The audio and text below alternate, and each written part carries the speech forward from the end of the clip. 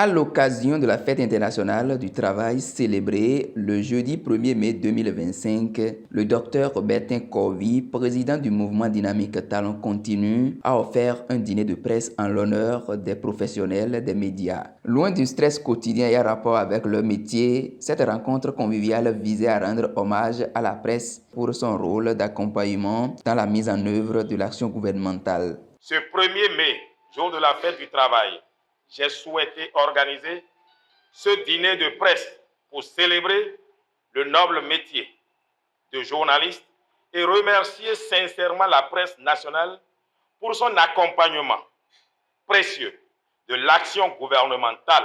Vous êtes les témoins de notre époque, les relais de nos progrès, les partenaires de notre démocratie. Dans une ambiance détendue, le président Bertin Covy a saisi l'occasion pour adresser un message spécial au président Patrice Talon, dont l'anniversaire coïncide avec la célébration du 1er mai. Happy birthday to you. Happy birthday to you. Happy birthday to you, Patrice Talon. Happy birthday to you. Joyeux anniversaire à son Excellence, Monsieur le Président de la République, Patrice Talon. La dynamique Talon continue se joint à moi pour vous souhaiter santé, paix intérieure, grâce divine.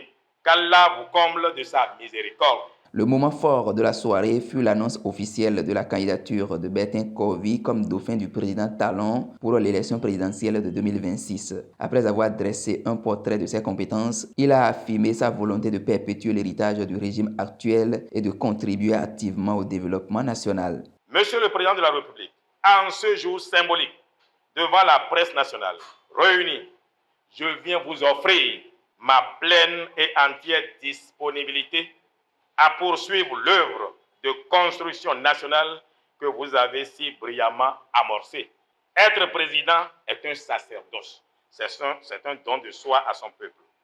Et je me prépare depuis 1994 pour mériter de servir notre peuple avec foi, compétence et loyauté. Je suis l'homme de l'unité nationale. Je parle 9 langues de notre pays, en plus du français, de l'anglais et de l'espagnol. Pour mieux comprendre l'âme de notre peuple, je me suis initié au fondement du vaudou, puis au christianisme et enfin à l'islam que je pratique aujourd'hui dans une approche tolérante et éclairée. Monsieur le Président, je ne viens pas pour vous remplacer, je viens pour vous prolonger. Je viens corriger vos erreurs.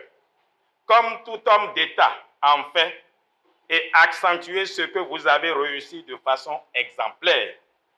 Je m'engage à protéger l'essentiel de vos réalisations. Je m'engage à bâtir à votre suite une économie fondamentale pour un développement à visage humain. Je m'engage à vous garantir la quiétude, car je n'ai pas besoin de vous détruire pour exister.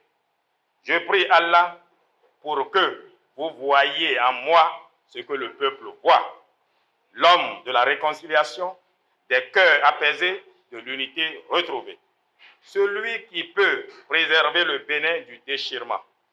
Je suis psychologue de la communication, économiste fondamentaliste, des outils que je mettrai au service de la continuité de votre œuvre.